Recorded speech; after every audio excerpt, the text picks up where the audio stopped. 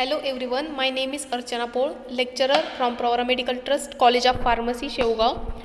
So here we are studying adrenergic agents. In that we have seen what are adrenergic agents. Okay, so these are the number of substances which are synthesized and secreted in the body. One such class are sympathomimetic amines, and adrenaline is a hormone which is secreted by the adrenal medulla and adrenal gland. And adrenaline and noradrenaline are the mediators released at the synapse at the energetic nerve ending. So we have seen all these things, what are adrenergic agents and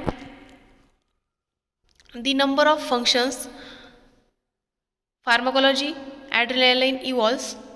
They are a rise in blood pressure, cardiac stimulation, constriction of peripheral blood vessels, relaxation of bronchial muscles and smooth muscles, central nervous system stimulation, contraction of ureter and uterus. They are all mediated through alpha and beta adrenergic receptor. Okay. Then in that we have seen that adrenergic agents can be broadly arranged according to their principal biological action as given below. They are vasopressor, bronchodilator, vasoconstrictor, as a nasal decongestant and miscellaneous compounds. Okay, so in previous lecture, we have seen adrenaline, or it is also known as epinephrine, and also we have covered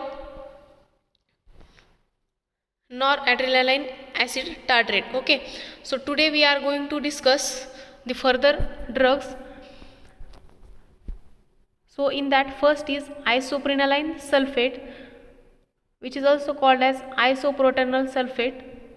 The properties and uses are: it is a white crystalline powder, it is odorless, freely soluble in water, practically insoluble in alcohol and chloroform, and the aqueous solutions are acidic in nature, and its solutions turn pink slowly due to oxidation and immediately in the presence of an alkali. आता आयसोप्रिनालाइन सल्फेटच्या properties ज्या आहेत त्या आहेत की ती एक white कलरची पावडर आहे, व्हाईट कलरचा तो ड्रग आहे की जो ओडरलेस असतो आणि वॉटरमध्ये तो फ्रीली सोल्युबल आहे, आणि प्रॅक्टिकली जर परफॉर्म केला तर तो इनसोल्युबल आहे अल्कोहोलमध्ये आणि क्लोरोफॉर्ममध्ये. ओके, त्याचे जे ॲक्वियस सोल्युशन्स जे असतात ते ॲसिडिक नेचरमध्ये असतात, आणि त्याचे जे सोल्युशन्स बनवले जातात ते पिंक कलरमध्ये टर्न होतात. कशामुळं? तर ऑक्सिडेशन झाल्यामुळं. जर ते अल्कलीच्या प्रेझेन्समध्ये आले तर काय होतं, त्याचं ऑक्सिडेशन होतं आणि ते जे सोल्युशन आहे ते काय होतात, पिंक कलरमध्ये कन्वर्ट होतात. आता कुठे कुठे यूज केलं जातं isoprenaline? So it causes a decrease in blood pressure and relaxes the smooth muscle of the gastrointestinal tract. It is a potent cardiac stimulant and it is given sublingually or by inhalation in the treatment of asthma. तर हा drug काय करतो, blood pressure decrease करतो आणि जे smooth muscles असतात त्यांना relax करतो. जे गॅस्ट्रोइंटेस्टिनल ट्रॅकमध्ये जे काही स्मूथ मसल्स असतात त्यांना रिलॅक्स करण्याचं काम आणि जे ब्लड प्रेशर डिक्रीज करण्याचं काम हा ड्रग करतो. तो एक कार्डियक स्टिम्युलंट आहे आणि तो सबलिंगली पण दिला जातो. तुम्हाला रूट ऑफ ॲडमिनिस्ट्रेशन माहिती आहेत, यू नो. तर हा जो ड्रग आहे तो सबलिंगली पण दिला जातो किंवा बाय इनहॅलेशननी पण दिला जातो in the treatment of asthma. Then it is also use in the treatment of bradycardia and as a stimulant in heart attack. म्हणजे ब्रॅडिकार्डियाच्या ट्रीटमेंटमध्ये यूज केला जातो आणि हार्ट अटॅकच्या ट्रीटमेंटमध्ये पण हा जो ड्रग आहे तो यूज केला जातो. Okay, then it is use in the form of tablets as a inhalation. म्हणजे टॅबलेटच्या फॉर्ममध्ये पण हा ड्रग जो आहे तो यूज केला जातो. देन द सबलिंगल डोसीस, त्याचा जो सबलिंगल डोस असतो तो असतो 10 mg एव्हरी 4 hour, प्रत्येक 4 तासाला, आणि जसा पेशंटला गरज असेल तसा त्याचा डोस दिला जातो. It is 0.25 mg or as needed. The hydrochloride salt are also official. So here we have seen this drug isoprenaline sulphate. आता हा जो ड्रग काय आहे, ही एक व्हाईट कलरची क्रिस्टलाइन पावडर आहे, ओडरलेस आहे, वॉटरमध्ये फ्रीली सोल्युबल आहे, प्रॅक्टिकली इनसोल्युबल आहे अल्कोहोलमध्ये आणि क्लोरोफॉर्ममध्ये, आणि त्याचे जे सोल्युशन्स असतात ते ॲसिडिक नेचरमध्ये असतात. तर हा ड्रग काय करतो, ब्लड प्रेशर डिक्रीज करतो आणि जे गॅस्ट्रोइंटेस्टिनल ट्रॅकचे जे स्मूथ मसल्स आहे त्यांना रिलॅक्स करण्याचं काम करतो.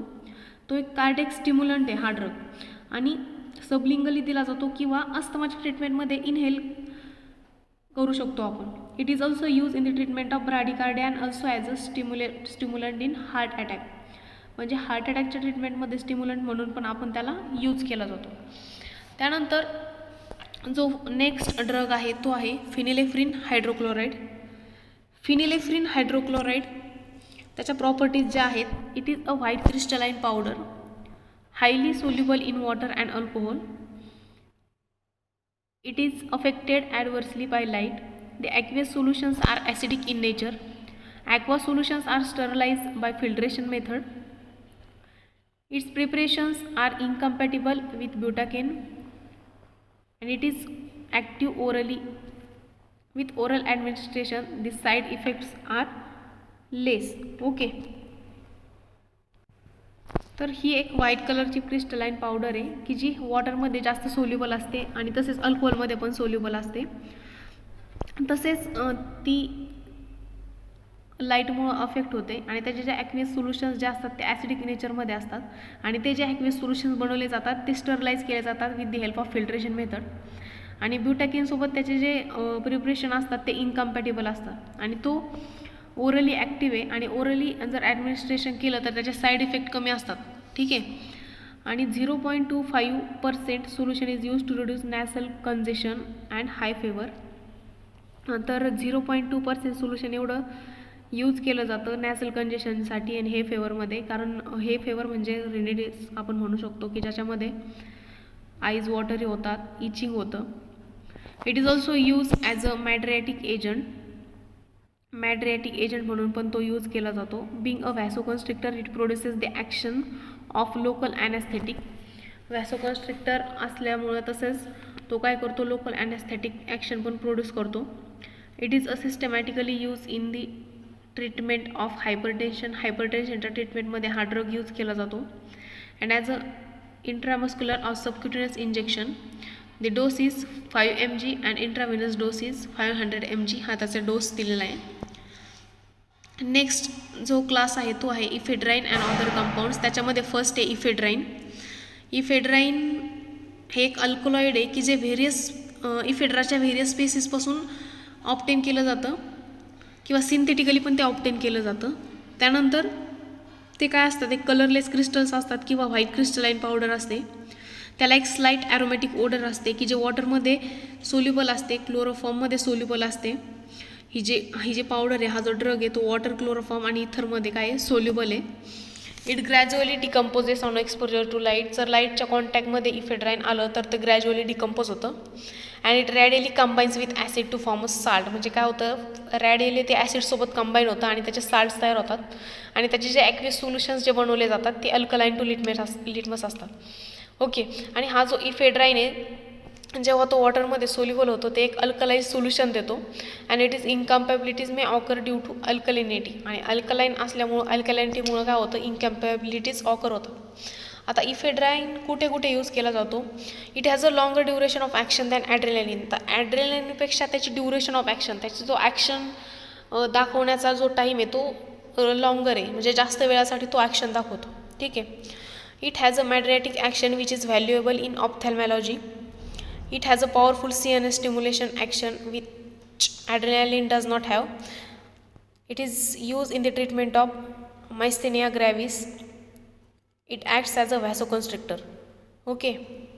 तर हे सगळे आपण all these are the action and uses. So in that it has a longer duration of action than adrenaline. Adrenaline पेक्षा त्याची duration of action long असते. त्यानंतर हा जो ड्रग आहे तो मॅड्रियाटिक ॲक्शन दाखवतो आणि ऑफ्थॅल्मॉलॉजीमध्ये यूज केला जातो. म्हणजेच जे प्युपिल्सचं डायलेशन जे होत असतं एखाद्या आजारी पेशंट असेल किंवा इलनेस असेल तर त्याच्यामुळे जर प्युपिल्सचं डायलेशन झालेलं असेल तर त्याच्यामध्ये ट्रीटमेंटमध्ये हा ड्रग यूज केला जातो. तसेच it has a powerful CNS stimulant action with adrenaline dose do not have.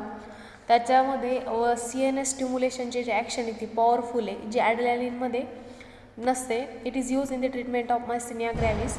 तर हा जो ड्रग आहे तो मायस्थेनिया ग्रॅव्हिस म्हणजे काय, जर एखाद्याला रॅपिड फटीग असेल ऑफ मसल्स आणि अंडर व्हॉलंटरी कंट्रोल, मग ही कंडिशन कधी कधी होते जर breakdown in between communication between the nerves and muscles.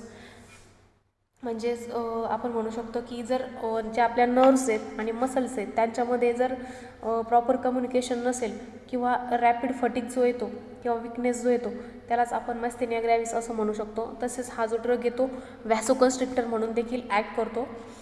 Also it is used in treatment of hay fever and acute coryza. Because of its bronchodilator action, it is used in the treatment of bronchial asthma. जो bronchial अस्थमाच्या ट्रीटमेंटमध्ये use केला जातो कारण तो bronchodilator action दाखवतो.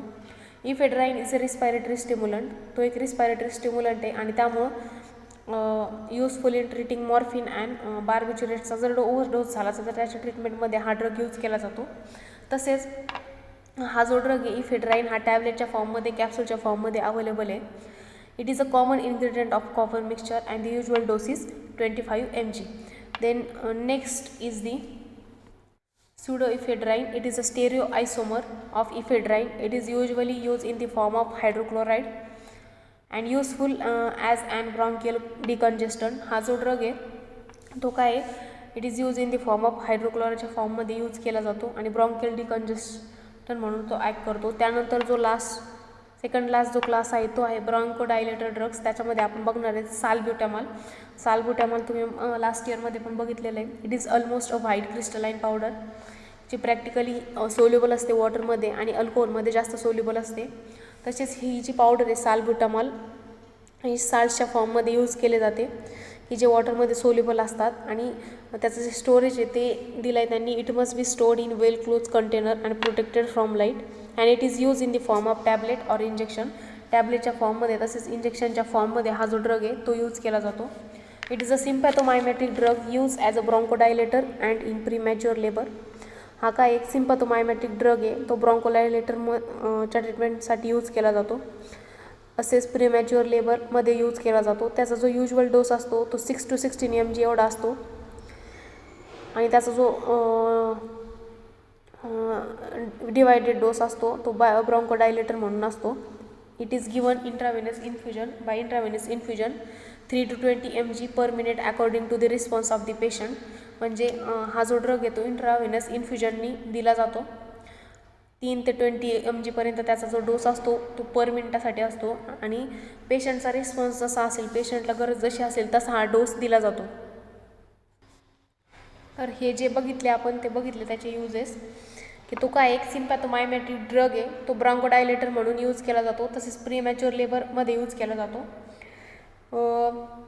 म्हणजे काय असतं प्री टर्म लेबर म्हणजे काय तर जेव्हा रेग्युलर कॉन्ट्रॅक्शन होत असतं in the opening of cervix 20 वीक्सच्या नंतर किंवा 37 वीक्सच्या आधी प्रेग्नन्सीमध्ये, तर त्यामुळं काय होतं प्रीमॅच्युअर बर्थ होऊ शकते. त्याच्या ट्रीटमेंट्समध्ये हा जो ड्रग आहे तो यूज केला जातो. त्याचा जो युजल डोस जो असतो तो असतो 6 to 16 mg पर्यंत. तो डिवायडेड बेस म्हणून यूज केला जातो ब्रॉन्कोडायलेटर म्हणून आणि it is given by intravenous infusion 3 to 20 mg per minute according to the response of the patient. Next is the terbutaline sulfate. The properties and uses of terbutaline sulfate are: it is almost a white powder soluble in water and slightly soluble in an alcohol. It is employed in tablets in 5 mg dose 3 times a day. The drug acts via beta receptor and it is useful in bronchial asthma and related conditions. तर ही एक white कलरची powder आहे की जी वॉटरमध्ये soluble असते आणि slightly soluble असते अल्कोहोलमध्ये. टॅबलेटच्या फॉर्ममध्ये ही drug दिले जाते. त्याचा जो डोस असतो टॅबलेटचा टर्ब्युटालाइन सल्फेटचा तो असतो 5 mg जो दिवसातून 3 वेळा दिला जातो. तसेच हा जो ड्रग आहे तो कसा ॲक्ट करतो, बीटा रिसेप्टर थ्रू ॲक्ट करतो. त्यामुळं तो ब्रॉन्कियल अस्थमा आणि अस्थमाशी रिलेटेड ज्या कंडिशन्स आहेत त्यांच्या ट्रीटमेंटमध्ये हा ड्रग यूज केला जातो. आणि लास्ट जो क्लास येतो आहे व्हॅसोकन्स्ट्रिक्टर अँड नॅसल डिकंजेस्टंट, त्याच्यामध्ये naphazoline hydrochloride. The properties and uses of naphazoline hydrochloride are its nitrate are official in BP and both the salts are white crystalline powder. They are soluble in water. The aqueous solutions are acidic to litmus and it is potent vasoconstricting agent with a prolonged action and mainly used in nasal congestion, and the usual dose is 1 to 2 drops of 0.05 to 0.1% solution. तर त्याचे जे nitrate आहेत ते official म्हणजे त्या नायट्रेटचे salt आहेत ते official जे IP-मध्ये त्याच्या प्रिपरेशन फॉर्ममध्ये अवेलेबल आहेत. ते जे साल्ट्स असतात ते व्हाईट कलरची क्रिस्टलाइन पावडर असते की जी वॉटरमध्ये सोल्युबल असते आणि त्याचे जे ॲक्वियस सोल्युशन बनवले जातात ते ॲसिडिक टू लिटमस असतात. It is a potent vasoconstricting agent with a prolong action. तो एक व्हॅसोकन्स्ट्रिक्टिंग म्हणजे काय तर कन्स्ट्रक्शन होतं, वेसल्सचं कन्स्ट्रक्शन होतं. तो व्हॅसोकन्स्ट्रिक्टिंग एजंट आहे की जो त्याची ॲक्शन काय आहे, प्रोलॉंग ॲक्शन आहे, प्रोलॉंग ॲक्शन दाखवतो आणि त्यामुळे तो नॅसल कंजेशनमध्ये यूज केला जातो. त्याचा जो डोस असतो तो 1 to 2 ड्रॉप्स असतो ऑफ 0.05 to 0.1% सोल्युशन एवढा. नंतर जो आहे नॅलिट्रिन हायड्रोक्लोराइड. नॅलिट्रिन हायड्रोक्लोराइड ही पण एक व्हाईट कलरची क्रिस्टलाइन पावडर आहे की जी वॉटरमध्ये सोल्युबल असते तसंच अल्कोहोलमध्ये सोल्युबल असते आणि हा पण ड्रग व्हॅसोडायलेटर म्हणून, पेरिफेरल व्हॅसोडायलेटर म्हणून यूज केला जातो. त्याचं जे ॲडमिनिस्ट्रेशन ओरली केलं जातं आणि पॅरेंटली केलं जातं in various vascular disorders and the side effects are nervousness and palpitation and the usual dose is 6 mg 3 times a day. तर these are the properties and uses. It is a white crystalline powder soluble in water and alcohol, and the drug is peripheral vasodilator which is administered orally as parenterally in various vascular disorders, and the side effects are nervousness and palpitations, and the usual dose is 6 mg 3 times a day orally. So here we have covered all this chapter, that is adrenergic agents. So thank you so much.